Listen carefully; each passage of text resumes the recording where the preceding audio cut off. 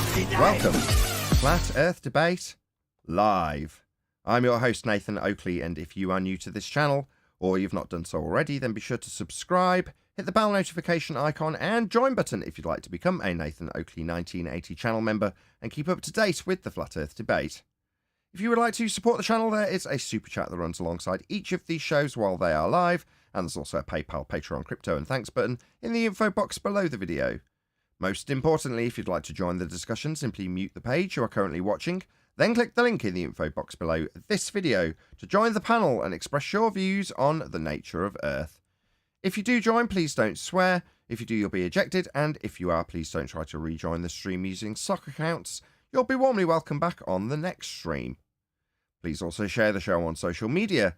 Sharing the show obviously increases the live audience, but this in turn increases the chances of a more diverse panel, so please share the show on Facebook and Twitter. Now we are joined by the Adam Meakin, Neil Constantino, 10th Man Rising, Eli Freeman, Brian's Logic, and a whole bunch of people in Discord. So welcome, one and all. Thursday. Afternoon. Thursday. Hello. Hey, good afternoon. Thursday. Hello. Hey, good morning. Hey, what's up, everybody? I'm Neil's, going to let Neil finish up. Hello, everybody. yeah, Neil shouting through the background. It's Thursday. Just obviously start with an in-joke because Neil's here. So Neil's objecting to the fact that I've had my computer out of the studio for the last 4 or 5 days because it's had a new fan fitted, which meant there wasn't a show. So it's just as simple as that. And Neil's like, very, very put out by this, are you not, Neil? Oh, got a super chat immediately. 4 more hours, says JMals24. Thank you very much indeed for the super chat. Really appreciate the support straight off the bat. Neil had to bring out the boxing gloves to Yes, cope I had yesterday. I had to beat up my back, but it's a testament to this show. This show needs to go on every day.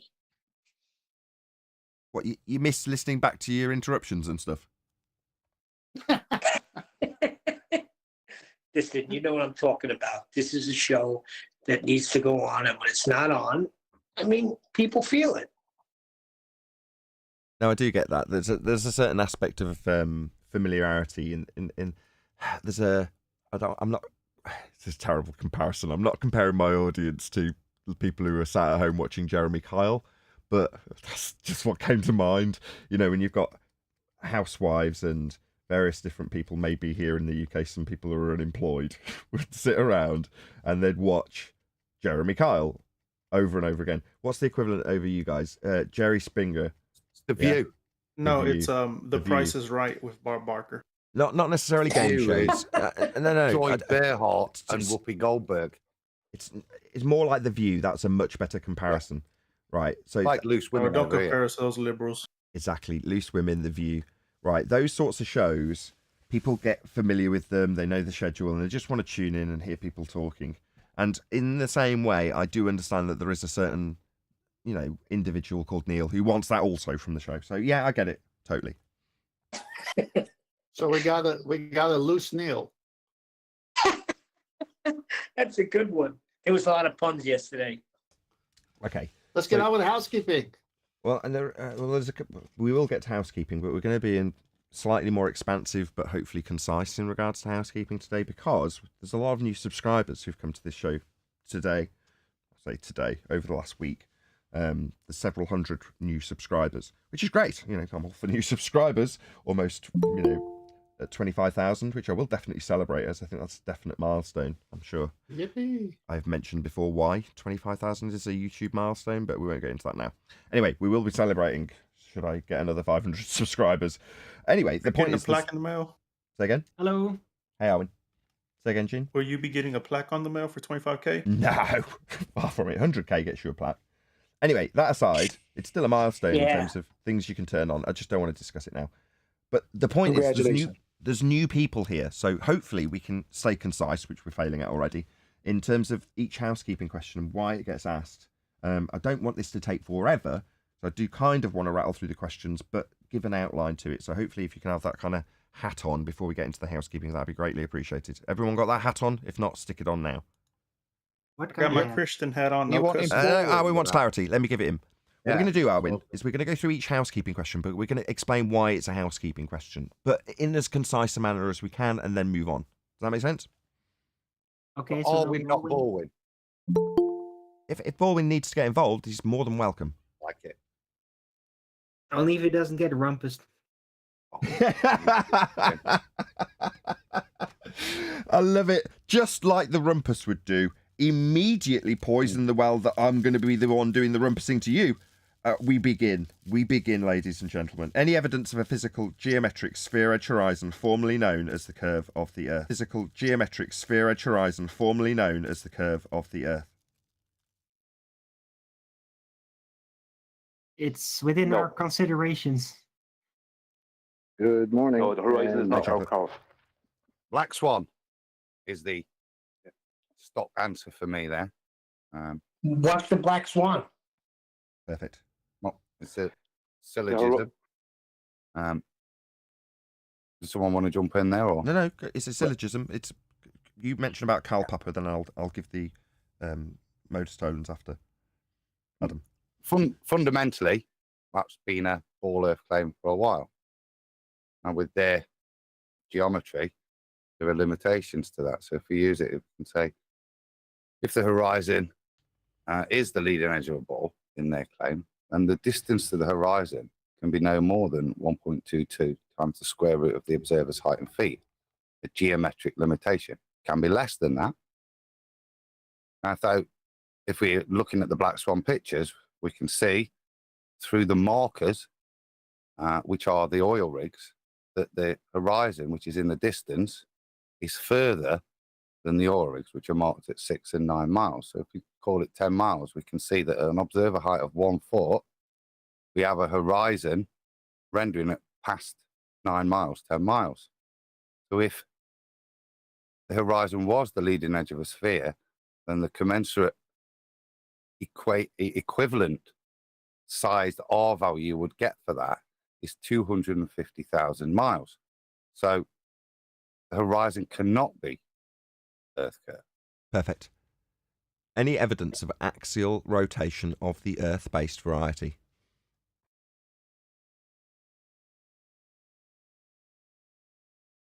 See question number 1. Yeah, you're going to need a sphere for it to be a sphere spinning, but there is a positive assertion that we have Coriolis deflection. Any numpty will know when I say Coriolis. Most, if not all of them, who aren't familiar with this debating subject, would assume the word Coriolis is synonymous with a turning Earth, like mutually inclusive only, and it's not. It's an effect that you observe if you're on a turning reference frame, i.e. on a roundabout, and you look at something tossed over the top of you spinning on a roundabout. The thing tossed over the top of you in a straight line looks like it curves.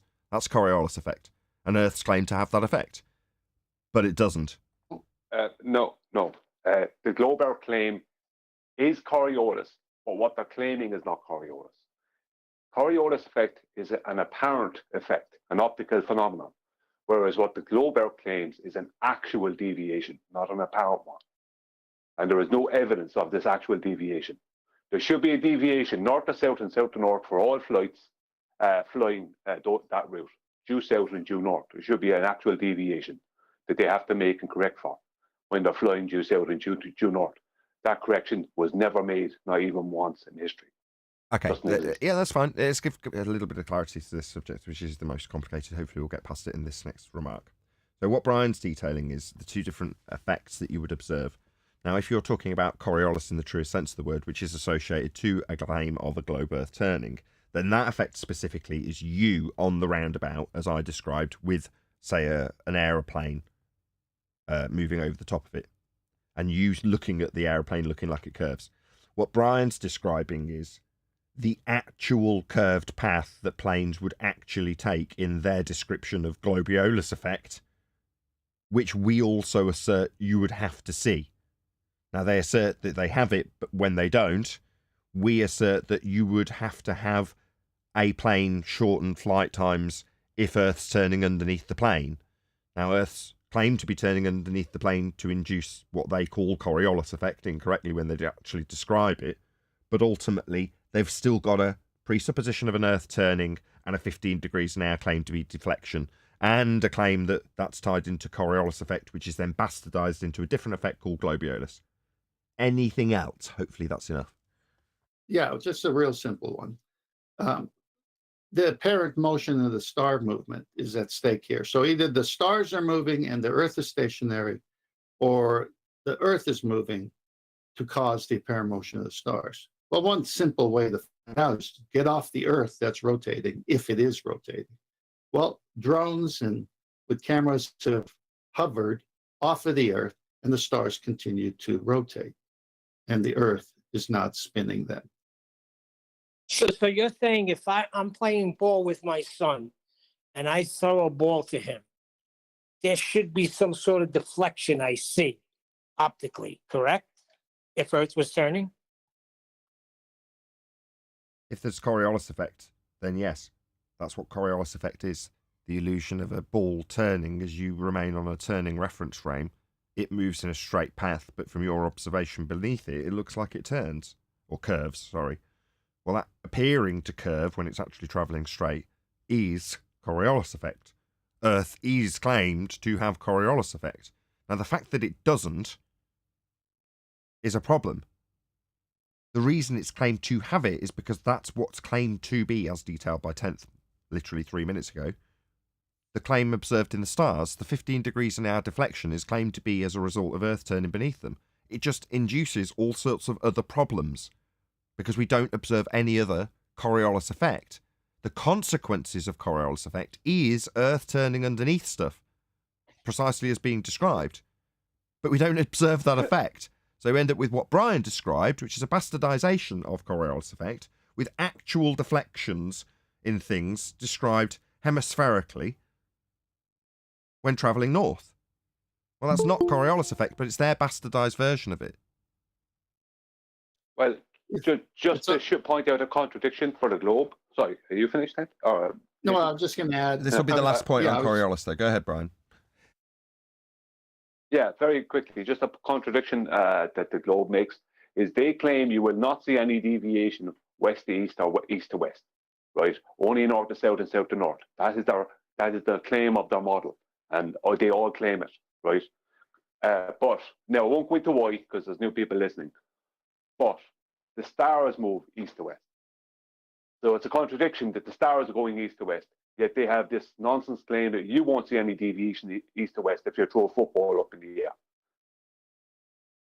One of many. Let's just give this disclaimer. This is, in my humble opinion, the most advanced, second only to gravity, in terms of the complicated nature of the argument point. And for me, I hate Coriolis effect. I hate the argument. I hate the convolution of it. I hate the simplicity of it, if you do actually understand it, and how 90% of people you talk about it with won't get the simplicity of it. All of it frustrates me. Equally, slightly less so with gravity. But there we go. Any scientific evidence of gravity? Let's move on. I've got a bit more complex if you wanted it, because we worked this out on Ball Busters. We can, but can I just shout out Godzilla? Thank you very much for the super chat, Godzilla. Any evidence that chocolate is not the best panel member? Thank you for the super chat. Really appreciate the support. Go ahead, Adam. I like that. With Coriolis, then the optical effect is generated by the two different reference frames.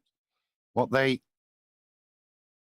falsify within the ball model, what they try to claim is one reference frame with a maintenance, whether they use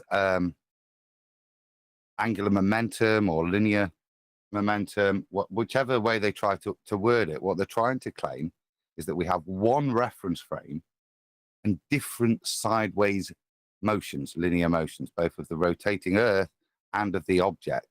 And it's this differential, which is how they form globuolus, to basically reduce the amount of spin. Because like with Earth curve, they try to flatten everything out. Here, they're trying to reduce the amount of spin because it would be so apparent, because the flight from LA to Charlottesville would be significantly quicker. So the way in which they do it is to remove from two reference frames the fundamentals of Coriolis, put it into one reference frame and have two differentiating sideways speeds. That's the maths. Thank you, Adam. Any scientific evidence of gravity? No, they even now say that gravity is not a force. Einstein superseded Newton. It's the bending of space-time. They took it to the math. It doesn't exist in 3D reality, so they have to make it exist in their math where no one could touch it or disprove it, or because it wasn't happening. Mass was not attracting mass. And it's still I'll just say helium Hold on, balloon. Neil. Brian first. Helium balloon Hold proves on, gravity. Chocolate. Go on, Brian. Yeah, and it still isn't. I was just making sure, and it still isn't. It's not going to. It never did. They found out that it didn't happen, and it never did happen, and they switched it up. So the gravity is now fourth-dimensional mathematics. There is no three-dimensional effect that you can ascribe to gravity in the real world. Indeed. Chocolate, go ahead. Helium balloon. I always like to ask, are we Hold on, Are we Adam. having- Hold on. I Hold on. want to use. Go ahead, Chocolate. I want to use the same type of logic that the global uses, right? Because when we asked the first question about geometric horizon, we're told it's the horizon you wouldn't expect to see. Okay, that's the evidence for it. When we're asking about rotation, that's supposed to be happening, and apparent deviations caused by this rotation, we're told, oh, you wouldn't expect to see that either. So with gravity, well, gravity is supposed to be some type of force or something that's pulling everything down. Well, my evidence is something doing the opposite of that, because I'm a glober. It's great. Right on. Go ahead, Adam. I'd just like, with that question, to get. What, that's not cool? No, it was cool. Nobody disagreed. Sorry, you didn't get a cheer. Hold on a second. Yes! Chocolate, yes! Totally agree. Go ahead, Adam. He's the best panel member. He needs it.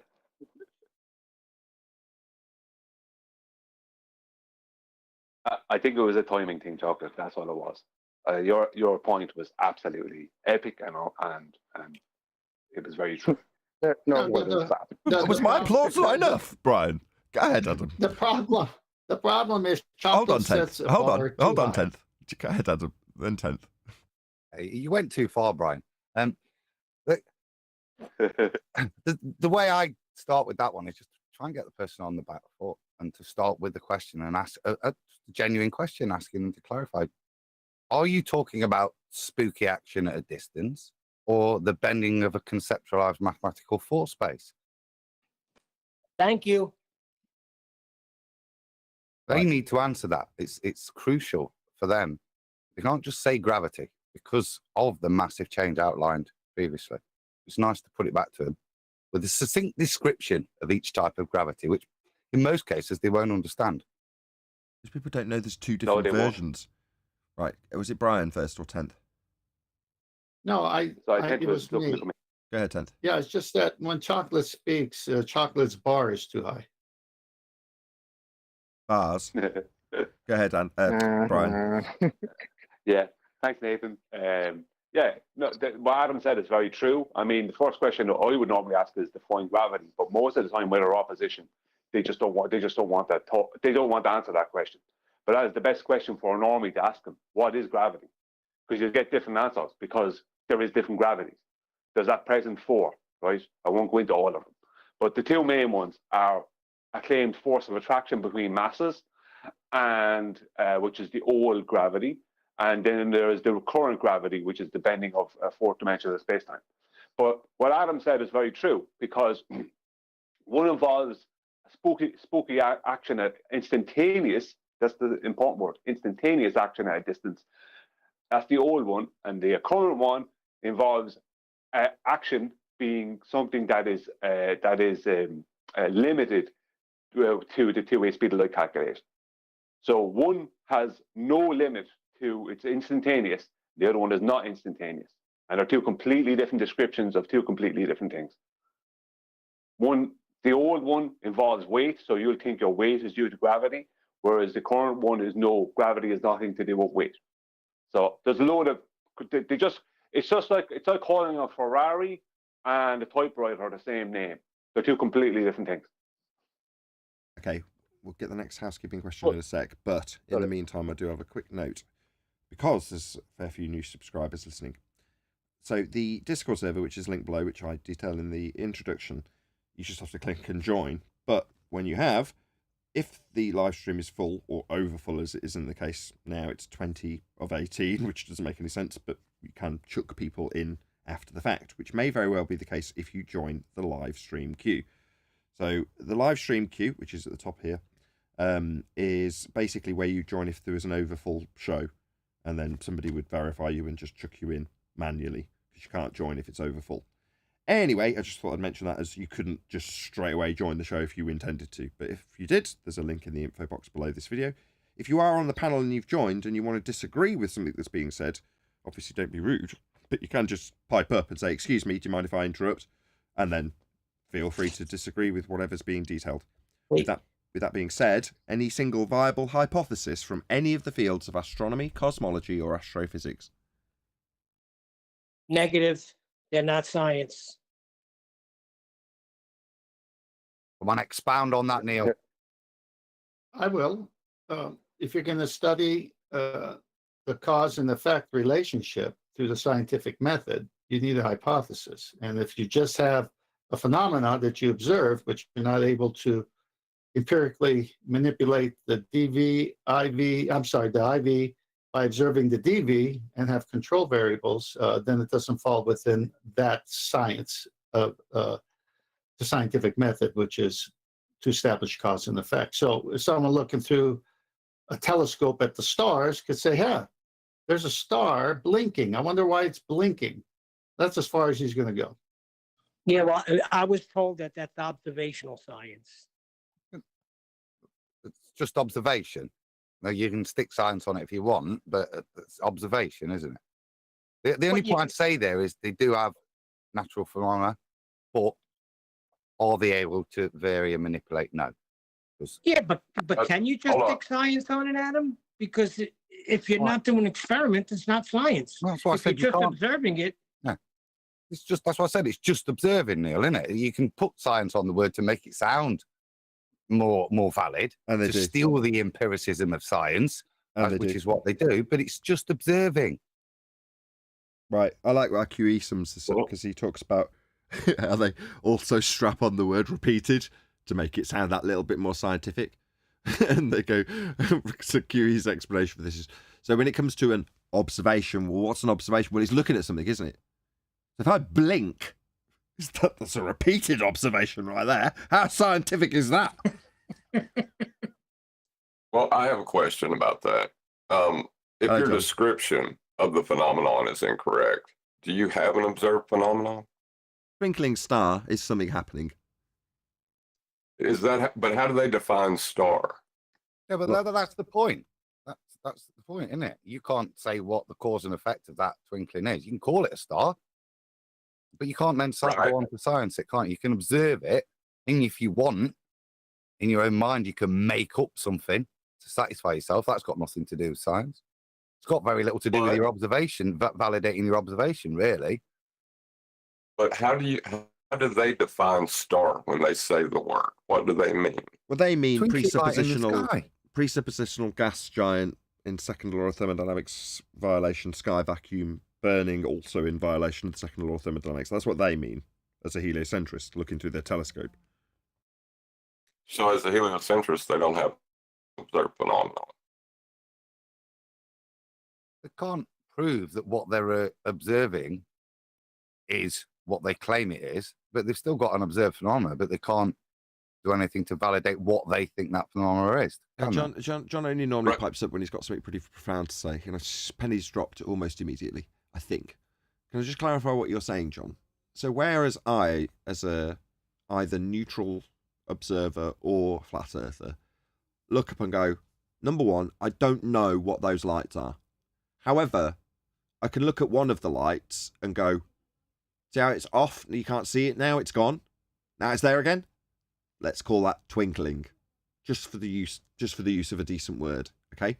So I'm going to say that light in the sky quote unquote twinkling is going to be my dependent variable, my naturally occurring phenomena, something occurring in nature that I can study, right?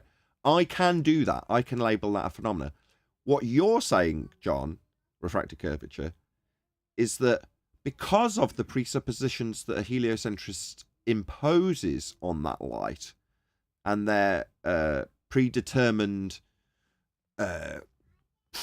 probable effects that they could be studying, they could not label that presupposed burning ball of gas in a sky vacuum as a phenomena to observe, even if it did twinkle. Am I right? Right. The minute they have to define the words they use, they're not going to be able to even call it a phenomenon because it's going to contradict laws of nature. It becomes Gotcha. a claim.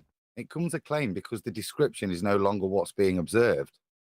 So it becomes a claim. It's not a phenomenon if they describe it like that. Because they're not describing what they're seeing. They're describing what they think it is. So I would pick fault that's not a phenomena.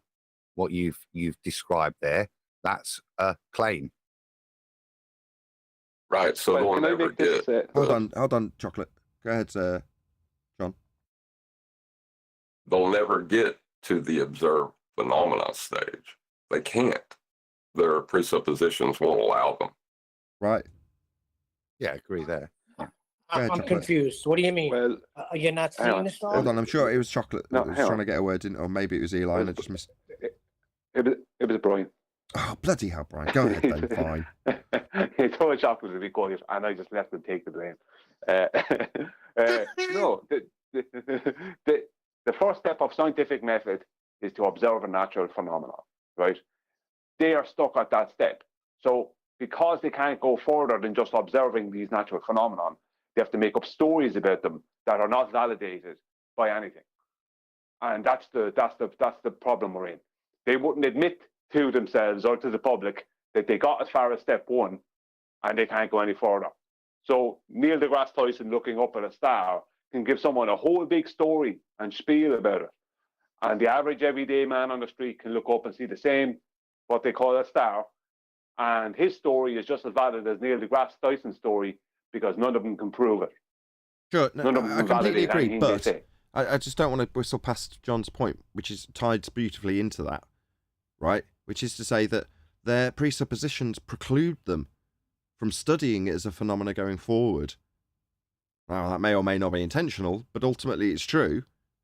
But by way of presupposition, you can't even detail it as being a phenomena to study. You've already got a story in place about what it is. So all you're going to be doing is studying what you propose varies, but versus the story that you've come up with as a presupposition. Well, that's not a natural phenomena when it's already based on the presupposition. John's right. That's why I wouldn't let them make the claim that that is the phenomena, that is a ball is not the phenomena. Phenomena is the twinkling light in the sky. Now, the impracticalities of them being able to get any further than saying it's the phenomena of a twinkling light in the sky, that's the reality that they can't proceed scientifically because they've got no way of cause and effect in it. Yeah, but you can't let them classify that as a phenomena. It's not fair to allow them to do so. To then have another track. It's not a phenomena. You can't. The phenomena is what you see, not a description of it. Right. Okay. So pay attention. Anybody who's been watching, not that I knew or have watched Dave McKeegan's response to our absolute annihilation of his stupid claims based on an R value for distances in the heliocentric model. It's a slight alteration on one's usual housekeeping question in this regard. Any evidence of the distance to the moon? No, you would need to have an R value of a globe out to support the official claim. And there is no R value measured.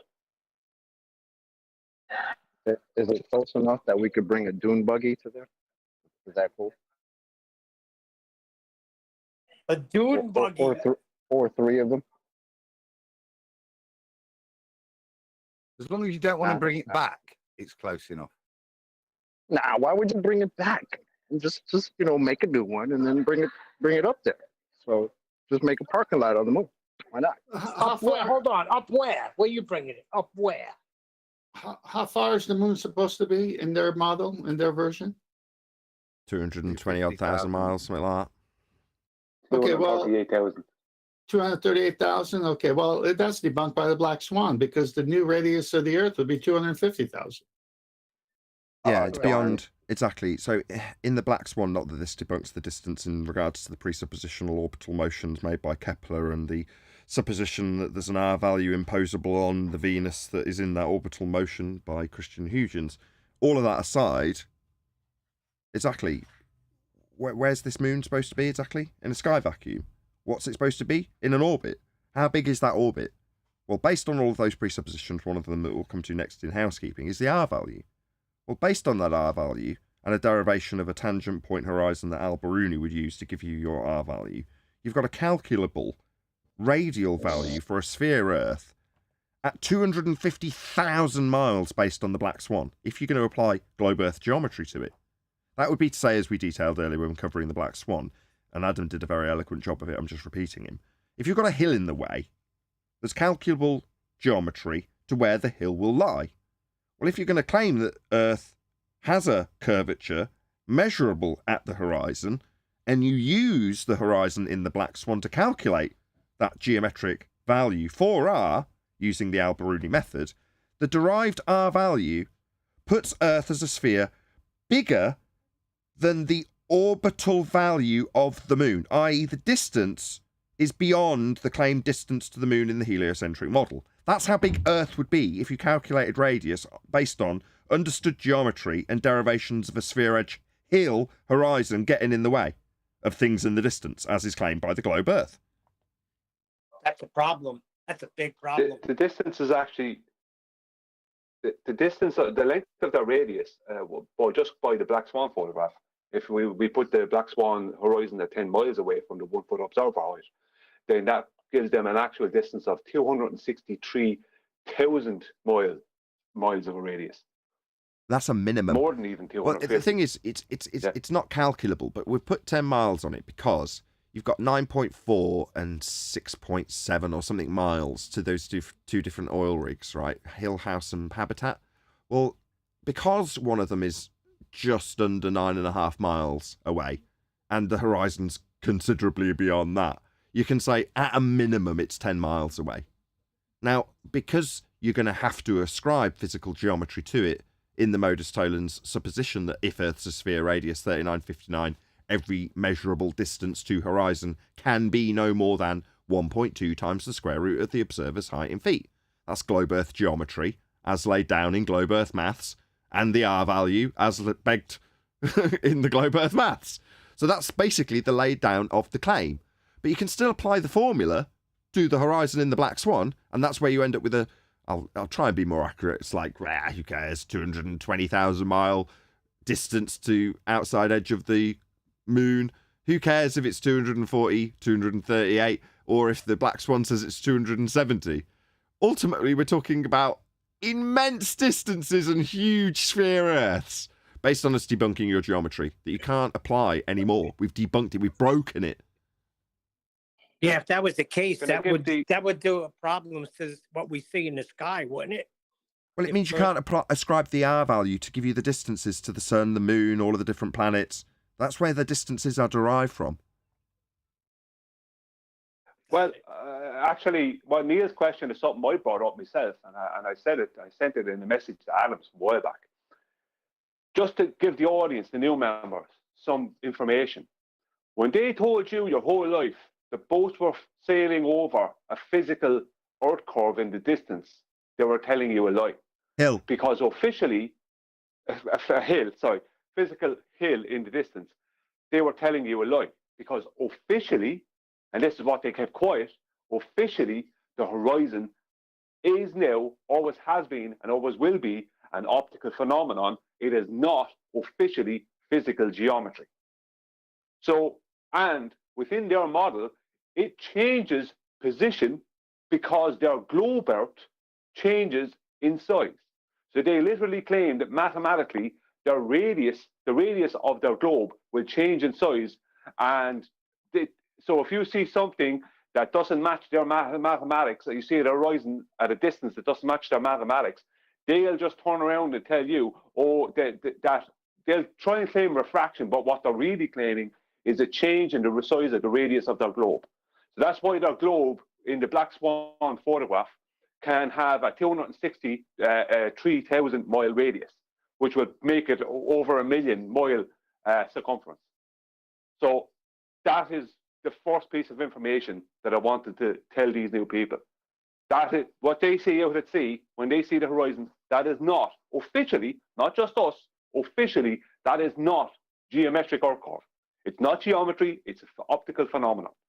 Which leaves them with a paradox. So if the official rhetoric is that it's not physical geometry, Earth curve, edge, horizon, hill with boat falling over it, then it means that you can't derive an R value in the first instance. There's no way of measuring it. And further to that, there's no way of ascribing the geometry to it. So how are you supposed to do tangent planes to an edge on a sphere if you can't see it and can't measure it? And how are you supposed to presuppose that you've got a tangent to a sphere edge if you haven't got an R value because you can't measure it? So it leaves them with several paradoxes in terms of their claim in the first instance. Or to put it another way, claiming refraction at the horizon debunks the geometry, because then the horizon no longer represents a tangent point.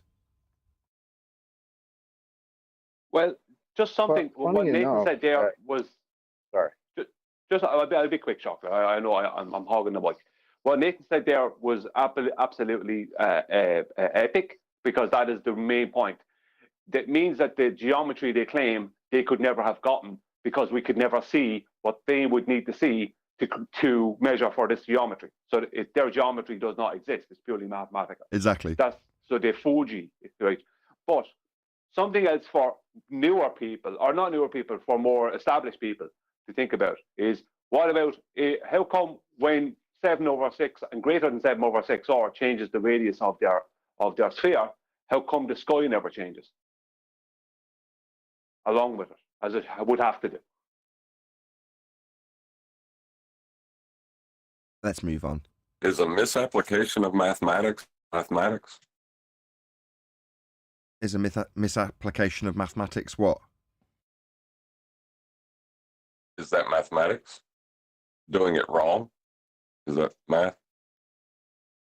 If you add the numbers up wrong, then not really. But if you misapply or misdescribe the mathematics to the reality you're trying to emulate in maths, then it's just a misapplication. Still maths, isn't it? The maths is right. It's just its application to, or its description of reality is not right. But that could only be done by people. I mean, Yeah. You can't really blame maths for that, can you?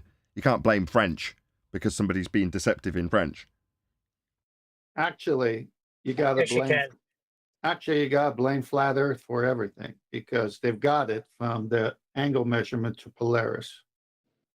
You got Nice a point segue. there.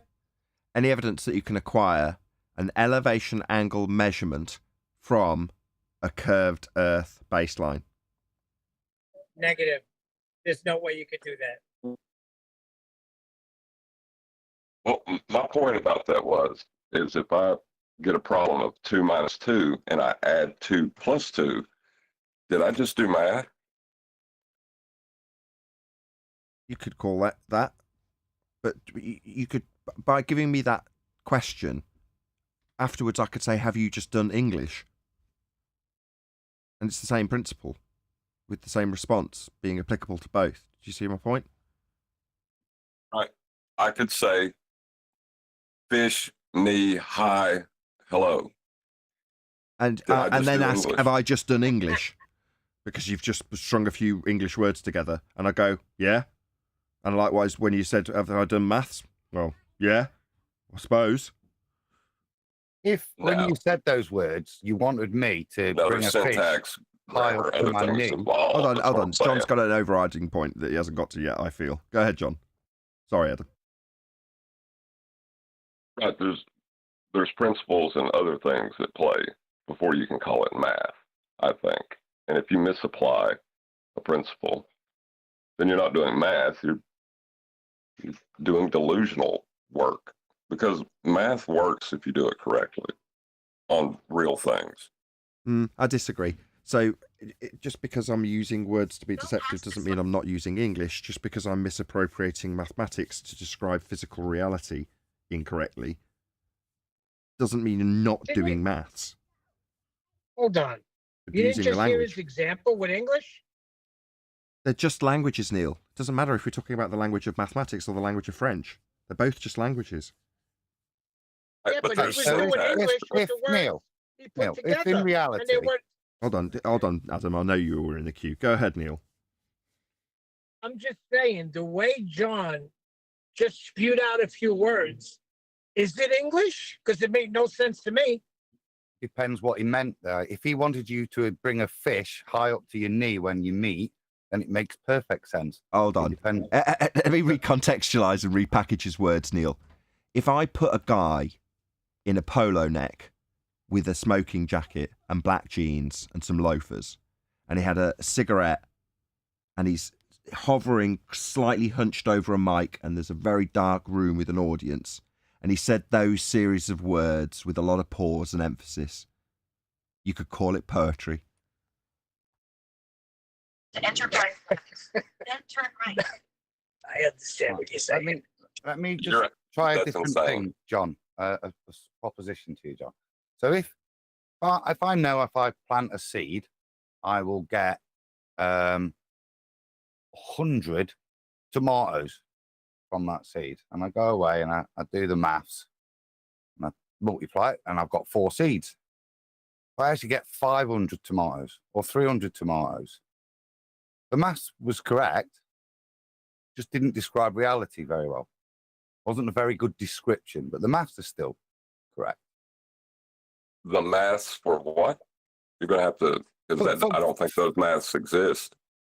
The maths exists, but different example would For be, what? say you It's go the to the bank and description you that's say, faulty. I'm going to plant 20 seeds. Each seed's going to yield 20 tomatoes, right? And based on it, I can sell it for this amount, and I need a loan to go and buy the seeds. Then you go and plant the seeds, and the bank's looked at the numbers, and the numbers are all correct. You've looked at the average yield of a tomato plant, and you've got the average yield, and everything's all cushy. But then some bird comes and eats all the seeds, and you get none. Right? Was that not maths? The maths was right. Well, no, the average yield of a tomato plant is what we're working with. And then you're adding in a new variable with the bird, and then you're saying that's math. No, we're saying comparatively with No, your it's a example in mind, description. is that No, not maths? Because it was completely wrong and didn't represent reality? Comparatively the same as the example we're using that you're saying isn't maths? All right, PV NRT. PV equals NRT. Is that math? Yeah. Well, it's a description with Does it letters represent and symbols reality? that represent things in reality that can be defined. Within certain limits, yeah. Right. So things that can be defined. Now we're Yes. talking about specific things. No, Yes. But again, it's a I'm interested. Let him go there, Adam. I know I've cut you off twice. I'm really sorry. Go ahead, John. So what about when you're talking about things that can't be defined? I can do the maths for how much unicorn fodder I'm going to need. I can still do the maths as an example and use that maths for something non-existent as a teaching tool for how to do maths as a principle of the maths. Does it matter that there's no unicorns or feed because there isn't any unicorn hay to give them? Rainbow hay doesn't exist. So what? Still maths.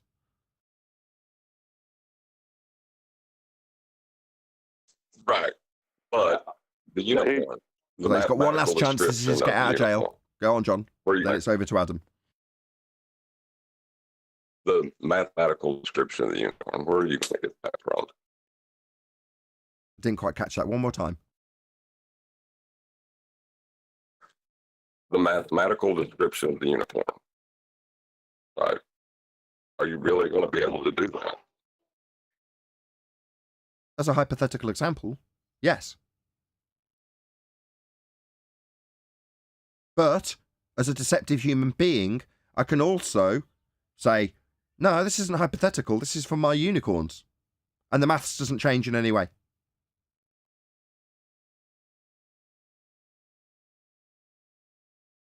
Well, see, the thing is, like, if you're working with certain principles, right? Like, if you change the volume, then the pressure changes, right?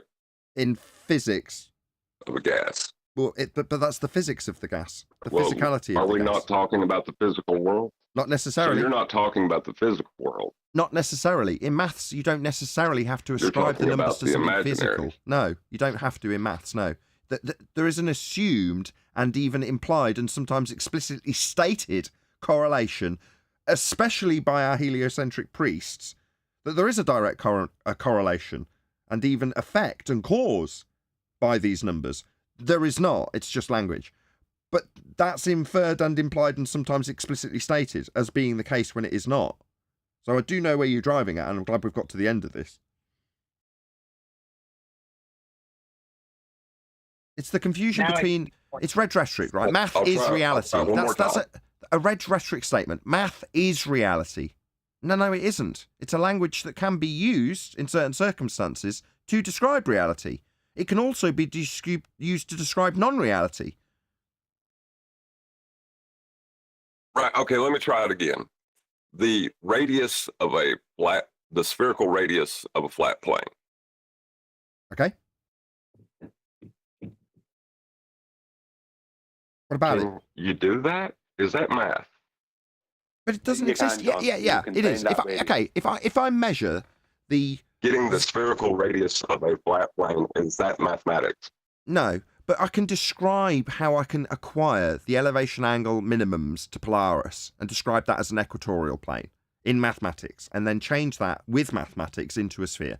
Okay, that's where you're driving at. I get it.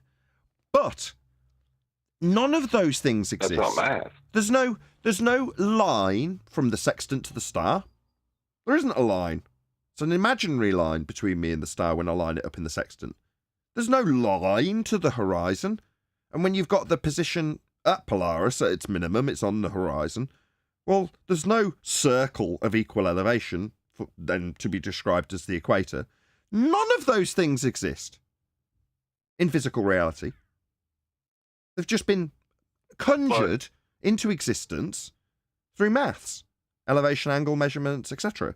But they've just been conjured. So those things, so it's like, I had to be woken up to this by QE when I started talking about the equator and essentially reifying it into something that's in physical existence, globe or flat. Well, it isn't. Show me, the way he did it was right, show me the equator. What do you mean? Show it me. And you're like, well, it's this line on this map. No. Show it me. Where? No, not on the map. In physical reality, show me an or the equator. You can't, can you? Because it's an arbitrary position that somebody's designated based on the minimum angle measurement to Polaris, and then a circle of equal elevation drawn based on all of the points around that line that can also see a minimum with Polaris on the horizon. That's all it is. But this is all conventional. It's just things we've invented to describe stuff.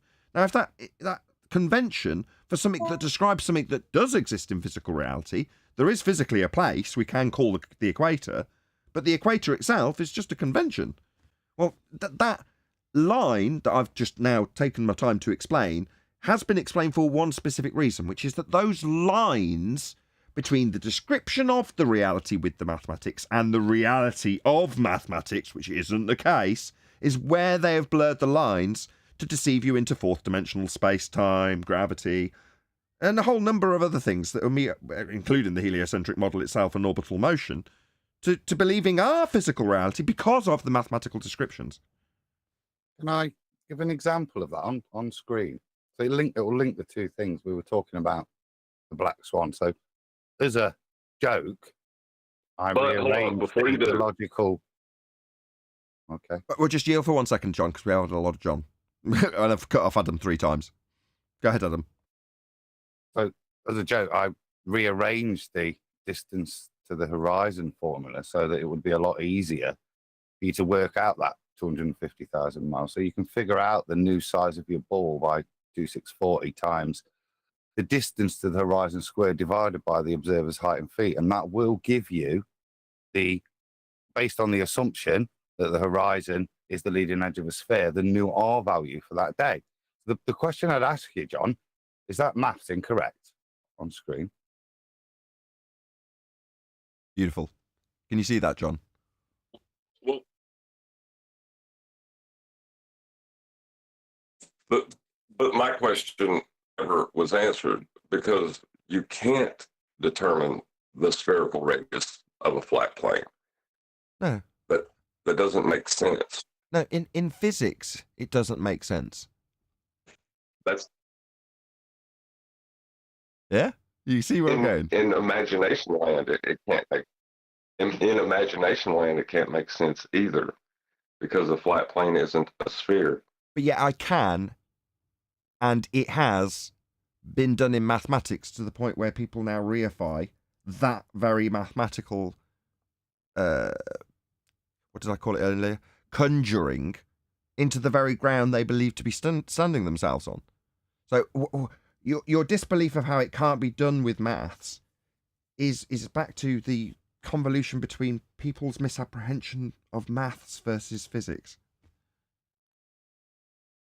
No, it's not that I don't believe you can't misapply mathematical principles and come to these delusional beliefs. I'm not saying that. That's just not math. I disagreed at the beginning of the conversation. I'm going to have to continue to disagree. Adam, do you side either way? I'm pretty sure you'll side with me. Well, I know that's not the question John asked. I'd ask John to answer my question. Is that maths incorrect that's on screen? This is the maths for a new horizon on the day that you apply the formula. I love this. This is comical. If you're mathematically inclined, this is an RDR moment, right? It's a geek. May I ask what the red line drawn out? May I ask what the red line drawn out from your feet is? Yeah, that's a tangent on the ball. From your feet. Yeah, that red line. Yeah, it's a tangent on the top of the ball. No, not the one from your eye to the ball. No, from your chord. feet. Is it a chord? That red one. That's a tangent on the top of the ball, that. Which one? The one coming from your eye or from your feet? The one coming from my eye, that's a tangent. The one coming from my feet is a tangent on the top of the ball where I'm stood. The one coming from my eye where it intersects the top of the ball halfway towards the tree is a tangent at that point where it intersects at point C. They're different tangents.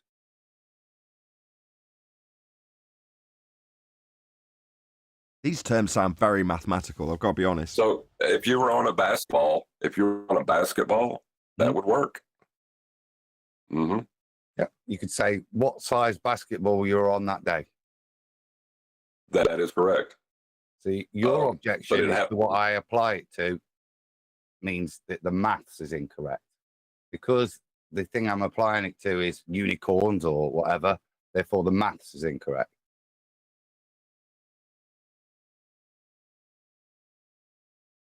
Yeah, that is what you're saying, John. You're saying that it's not maths because of its application to the physical.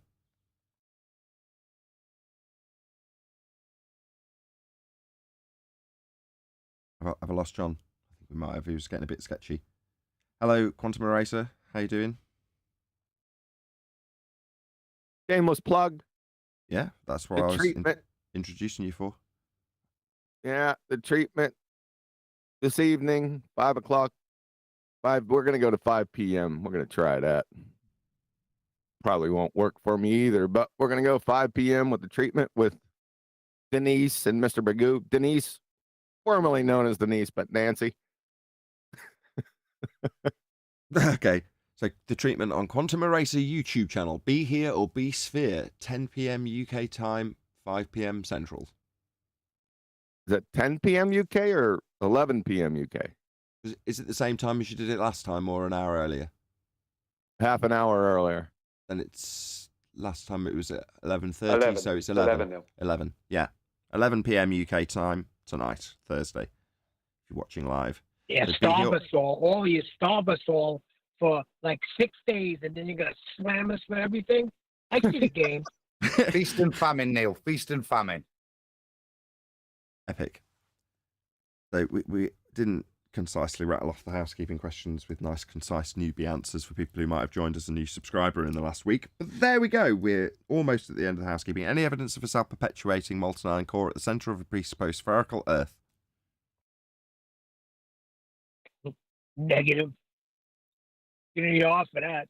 It's the one question I knew there'd be no expansion needed on. There's a claim there's a molten iron core. Ultimately, the one you'll be standing in when you're measuring elevation angles at the equatorial plane. Ha ha ha. Any evidence you can have gas pressure without the necessary antecedent of a container to press upon? Negative. Without the container, you can have no pressure. Right, we'd all be Hence the dead. name press. Absolutely, gas has got to press on something. There's no container to press on in the heliocentric model. There's just a space for it to expand into. We'd all be dead. John mentioned it earlier for the geeks. PV equals nRT. So What's the V? Pressure. What's the V? Yeah, exactly. To have pressure, it's defined by the V. V being the volume of containment. And in their heliocentric model, there is no containment. So the V becomes Space. the whole infinity of space. Right. So PV equals nRT. V is volume. What's the volume? Well, it's everything from ground level out to infinity. That's what the volume would be. Well, if you calculate how much gas we'd have, we wouldn't have any. Well, we certainly wouldn't be doing this show because we would not be here. Wouldn't have what? We would not be here doing this show because we'd all be dead. Oh, yes, we'd all be dead. There'd be no gas to breathe if the sky was a vacuum. Absolutely correct. I think that's it. I think we While did you're that. at it, I think we did while cover you're at everything. it, what's NRT? Yeah, well, that's what they also do is they replace the T with G. So it's in their model, it's a P not V equals N or G. So there's no V because there's no volume, right? There's no container, and there's no T because they take the temperature out and they add in G, which would be the old and busted force of gravity. There's an ideal gas constant and the number of atoms, molecules, depending on Into your gas. mic. Sorry. Ideal gas constant and then the number of molecules. So they mediate that PV relationship as well, you see. But fundamentally, and none of it can exist without the V. Because without the containment, none of it's relevant. All that happens is gas does what gas does, which carries on a straight line path based on its last collision. Now, if you've got infinity open to you, once you head towards that infinity, you're never coming back because there's no collisions to send you back. Yeah, but you can't have you can't have P without the V. Yeah, you need something to be able to press on. That's the containment. Yes, it can press on other gas molecules as it dissipates into the rest of the volume, but that's based on the V. That's what the V gives you. Volume. Volume of the containment. Did we miss any housekeeping questions? Yeah, I think we missed one. I don't think it's our housekeeping questions. I think it's Mr. Magoo's housekeeping question. Is there any evidence that Western Kansas is not sea level? With that, I'm going to say, if you are watching this on either Nathan Oakley 1980 or Nathan Oakley Primary Streams, then stay tuned, as there will be an after show to follow. Unfortunately, if you are watching this live, this is where we bid you farewell. So another massive thank you to all of you who smashed the super chat, liked, commented, shared, subscribed, joined as a Nathan Oakley 1980 channel member, and all that good stuff. Another massive thank you to today's Discord and G+ panels for making today's live show possible. Once again, stay tuned if you're watching on either after show. I've been Nathan Oakley, and I will see you all in the next video.